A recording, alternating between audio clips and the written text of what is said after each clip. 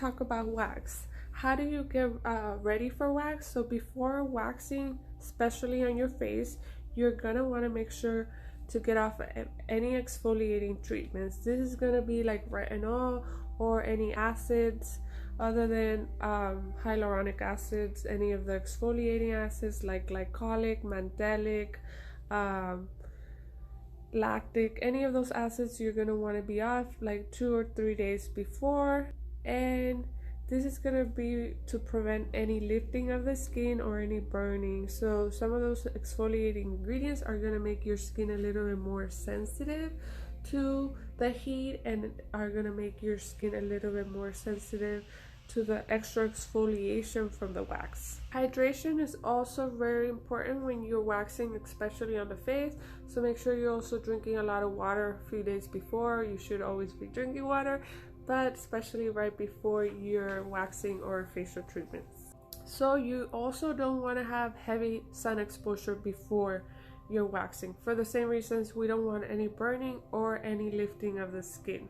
So make sure that you haven't been to sunbathing or to the beach or heavy sun exposure at least a week before your waxing treatment. How do you take care of your skin after the wax? You want to make sure that your skin is clean, that is hydrated, and if possible that you are using an antiseptic.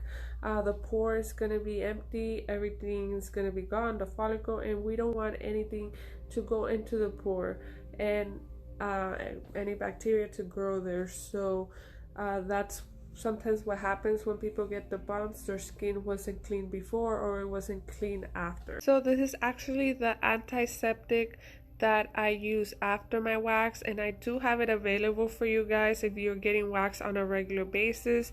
This is gonna kill any thing from growing, so it's kind of like an antibacterial, and it's also going to be cooling and soothing to the skin. It's also going to actually stop the growth. So a lot of my clients say I don't have as much growth after, or I have less growth than usual, and part of the reason is because of the wax that I use, my technique, and also because of this cream.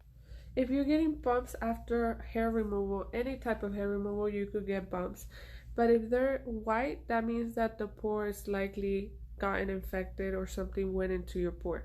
If it's not, if it never has a white dot on the top, it's just a bump, kind of like a mosquito bite. This is actually very common, and it's called histamine reaction, and this is just kind of like an allergic reaction. Your body, it's gonna protect itself, so when you're pulling the hair from the root, your body swells up and you get those little bumps with maybe a little bit of water. Like I said, as long as it doesn't have anything white in it, then it was not infection. So what I recommend for my clients that do get this is that they take an allergy pill before. So this is gonna help them with the reaction, because it's kind of like an allergic reaction that your body is like, what's going on? You're removing my hair and it swells up, and it does that kind of like with a mosquito bite or any reaction. So for your body wax, you don't want your hair to be longer than a grain of rice, or for it to be shorter than that. If it's shorter than that, then it's going to be harder for the wax to grab onto it and for it to be taken away, pulled out. And if it's too long, you're just going to feel a little bit more pain because there's going to be more resistance in that pull. So make sure that your hair is not too long and that it's not shorter than a grain of rice. So yes, waxing does have a little bit of a pain that goes along with it.